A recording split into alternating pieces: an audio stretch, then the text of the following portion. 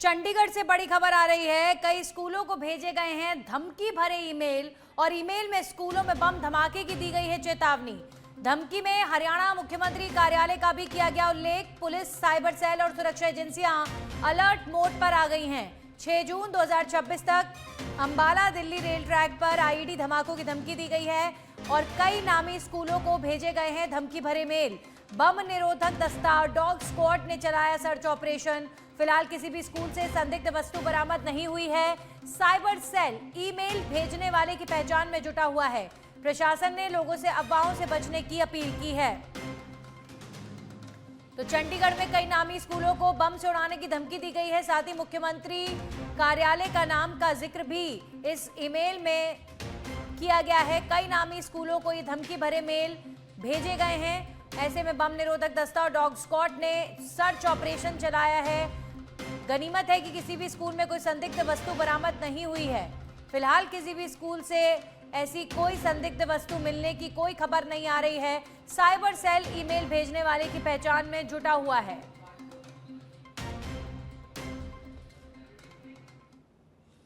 वहीं मुंबई से बड़ी खबर है। बांद्रा में तीसरे दिन भी बुलडोजर एक्शन जारी। करीब 80% अवैध झुग्गियों को किया गया ध्वस्त। पथराव की घटना के बाद देर रात तक चला अभियान। मौके पर भारी पुलिस फोर्स तैनात। रेलवे की करीब 1.71 एकड़ जमीन पर था यह अवैध कब्जा और प्रशासन की कार्रवाई लगातार जारी है।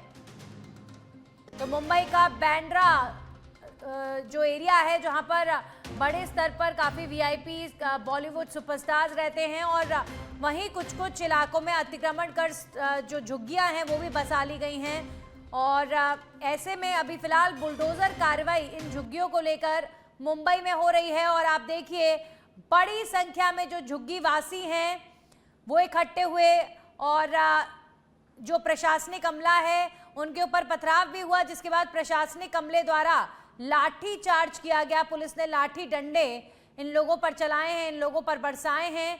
ये लोग अपनी झुग्गी टूटने का विरोध कर रहे थे और किस प्रकार प्रशासन और लोगों के बीच में जो ये झड़प है वो हुई है उसकी तस्वीरें आप देख रहे हैं। ये तस्वीर मुंबई के बांद्रा क्षेत्र की है जहां पर अवैध झुग्गी बस्ती पर बुलडोजर चला तो बड़ी संख्या में इकट्ठा हो गए लोग और विरोध किया। प्रशासनिक का जो अमला वहां पर है उनके साथ झड़प भी हुई। बांद्रा का ये क्षेत्र जो रेलवे की भूमि है वहां पर अवैध अतिक्रमण हटाया जा रहा है, जिसे लेकर झुग्गी में रहने वाले लोगों का गुस्सा फूट पड़ा।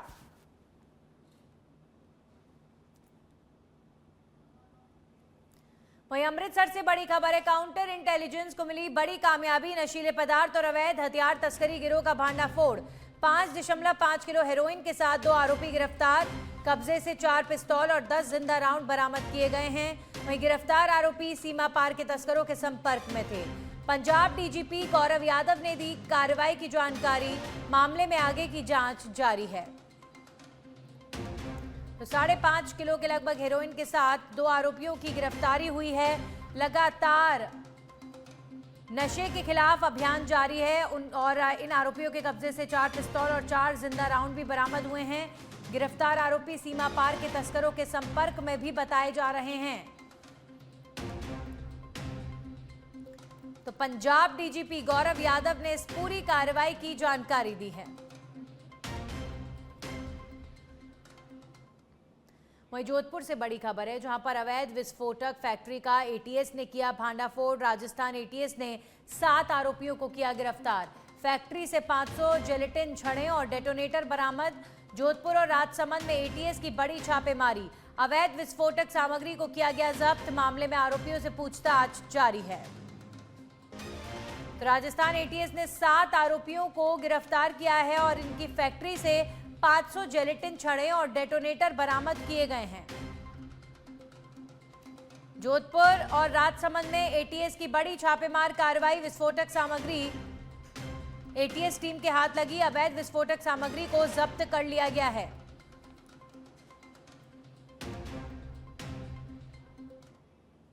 वहीं बांसवाड़ा से खबर है, जहां पर मुख्यमंत्री भजनलाल शर्मा ने बुधवार को चुड़ादा गांव में ग्राम विकास चौपाल के बाद गट्टूलाल यादव के घर पर भोजन किया।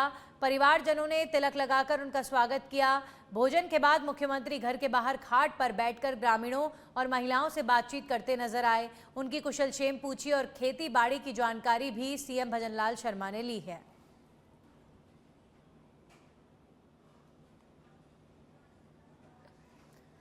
बांसवाड़ा से खबर है, राजस्थान के मुख्यमंत्री भजनलाल शर्मा ने कुशलगढ़ दौरे के दौरान कहा है कि राज्य सरकार बांसवाड़ा क्षेत्र में रेल और 4 लेन परियोजनाओं पर तेजी से काम कर रहे हैं और जल्द ही जिलेवासियों का वर्षों पुराना रेलवे का सपना पूरा होगा। मुख्यमंत्री ने मॉर्निंग वॉक के दौरान आमजन से संवाद कर उनकी समस्याएं सुनी और अधिकारियों को तुरंत निस्तारण के निर्देश दिए हैं। उन्होंने पेट्रोल डीजल बचत और पर्यावरण संरक्षण की अपील भी की है। दौरे के दौरान जननायक मामा बालेश्वर दयाल की प्रतिमा पर पुष्प अर्पित कर श्रद्धांजलि दी गई और ग्रामीणों की चौपाल में पानी, रेल और 4 लेन सड़क की मांगों पर सरकार की प्रतिबद्धता जताई है। अमृत योजना के तहत हैंडपंप और माँ बाड़ी खोलने के निर्देश भी दिए गए हैं।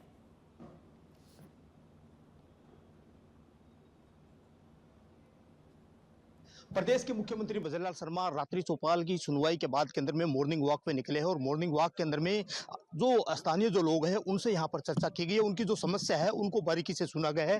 तो मुख्यमंत्री भजनलाल शर्मा मॉर्निंग वॉक के बाद के अंदर में सीधे यहाँ पर पहुंचे और इसके बाद के अंदर में वह इलेक्ट्रॉनिक वाहन है उससे प्रधानमंत्री की जो अपील है उसकी अगुवाई करते हुए यहाँ से है वो बांसवाड़ा जाएंगे। बांसवाड़ा के अंदर में जो तमाम जिला के जो अधिकारी है उनके साथ के अंदर में उनसे वो चर्चा करेंगे और जिले की जो रूपरेखा है उनको लेकर है वो सारी रूपरेखाओं के साथ के अंदर में सारे जो विभाग के अधिकारी है उनके साथ के अंदर में 1-to-1 मीटिंग करेंगे और उसके बाद के अंदर में बांसवाड़ा जिले के अंदर में जो विकसित भारत है उसकी थीम को आगे बढ़ाएंगे। कैमरा पर्सन धनराज के साथ सच धड़क के लिए किशन सेन।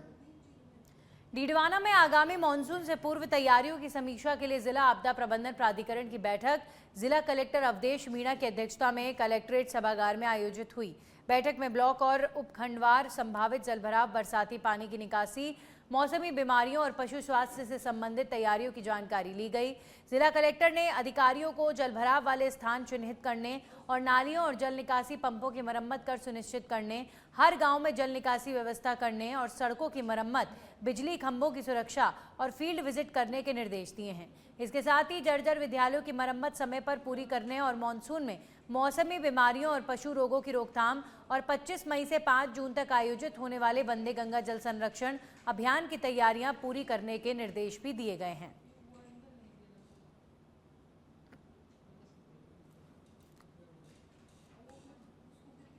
टोंक से खबर, जिले के बनेटा थाना क्षेत्र में तैनात कांस्टेबल भागचंद सैनी की हत्या के मामले में जिला पुलिस ने त्वरित कार्रवाई करते हुए पूरे प्रकरण का खुलासा किया और 2 आरोपियों को गिरफ्तार किया है। इस सफलता और पुलिस की मेहनत से संतुष्ट माली समाज ने आज जिला पुलिस प्रशासन के अधिकारियों और जवानों का माला साफा पहनाकर सम्मान किया। डीएसपी मृत्युंजय मिश्रा ने कहा कि सभी नागरिकों को पुलिस पर भरोसा रखना चाहिए और इस तरह के मामलों में पुलिस गंभीरता से काम करती है। माली समाज द्वारा पुलिस प्रशासन का सम्मान किए जाने से जवानों का हौसला और बढ़ा। देखिए, कुछ दिनों पूर्व हमारे पुलिस परिवार के जो बनेठा थाने का एक कांस्टेबल था भागचंद, उसका जो था वो शव मिला था। उसके बाद जब वो उसके तह तक गए तो वो एक प्रकार की हत्या थी और उस हत्या के जब प्रकरण की जांच के दौरान चूंकि एक बिल्कुल जवान लड़का था, हमारे परिवार का भी था, माली समाज का भी था, तो समाज में एक प्रकार का आक्रोश था उस समय कि भाई ये घटना क्यों हुई, कैसे हुई, इसके कारणों का खुलासा हो और जो भी अपराधी हैं उन तक जल्द से जल्द पहुंचा जाए।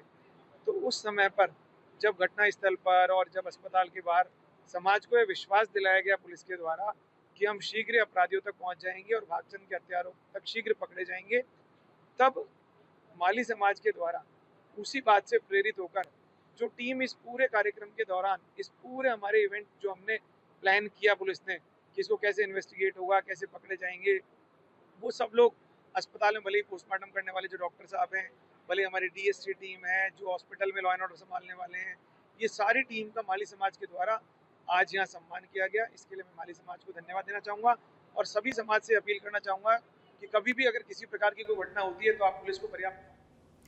शाहबाद उपखंड के बीलखेड़ा डांग क्षेत्र में एक दर्दनाक सड़क हादसा हुआ है। मध्य प्रदेश से अपने गांव कोटरा जा रहे एक वाहन अनियंत्रित होकर खाई में गिर गया। हादसे में एक युवक की मौत हो गई जबकि अन्य यात्री घायल हो गए हैं। घायलों को तत्काल देवरी अस्पताल पहुंचाया गया। मृतक का शव शाबाद अस्पताल की मोर्चरी में रखा गया है और परिजनों के आने के बाद पोस्टमार्टम किया जाएगा।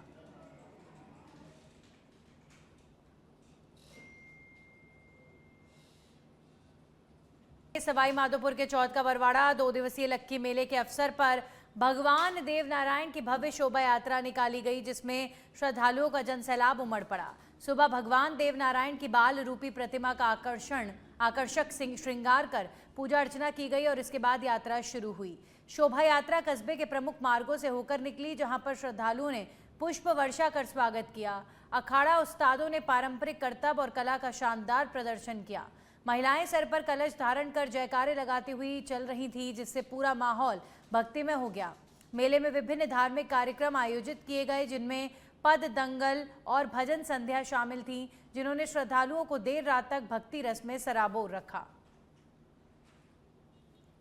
2 दिवसीय भगवान श्री देवनारायण का वार्षिक मेला था और मेला में कई विभिन्न प्रकार के कार्यक्रम रहे जो मुझे संस्कृति के उसमें आता है। रात्रि को भगवान देवनारायण का विशाल कमल का पुष्प मरने की जो लीला हुई है, उसके बाद समारोह हुआ, शिष्यों का सम्मान हुआ, कई से जनप्रतिनिधियों ने भाग लिया और उसके बाद में हमारे राजस्थान में धूम मचाने वाले करीब 1 दर्जन मुख्य गायक कलाकारों ने रात भर गुजरने की प्रस्तुतियाँ दी।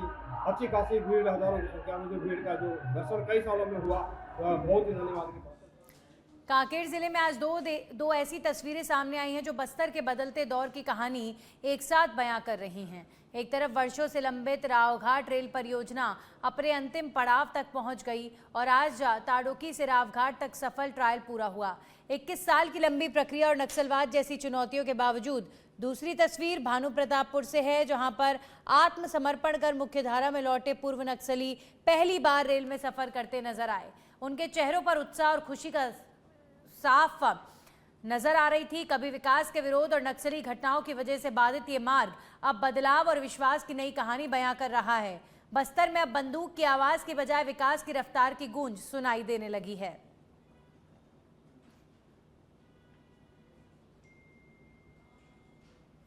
जैसलमेर के फलसून से खबर, गोडागड़ा मेले के चलते फलसून की यातायात व्यवस्था पूरी तरह चरमराई और गांव के मुख्य चारों चौराहों पर लंबा जाम लग गया। भारी भीड़ और वाहनों की रेलम पेल के कारण स्थानीय लोग और दूरदराज से आए श्रद्धालु तपती धूप में घंटों जाम में फंसे रहे। सुबह से ही फलसून की ओर वाहनों की संख्या बढ़ने लगी, जिससे मुख्य चौराहे पर चारों दिशाओं से आने वाले वाहन आमने सामने हो गए। सड़कों पर कारों, बसों और दोपहिया वाहनों की लंबी कतारें लगी और पैदल चलने वालों को भी भारी परेशानियों का सामना करना पड़ा। जाम की सूचना मिलने के बाद पुलिस टीम मौके पर पहुंची और कई घंटों की मेहनत के बाद धीरे धीरे यातायात सुचारू किया गया।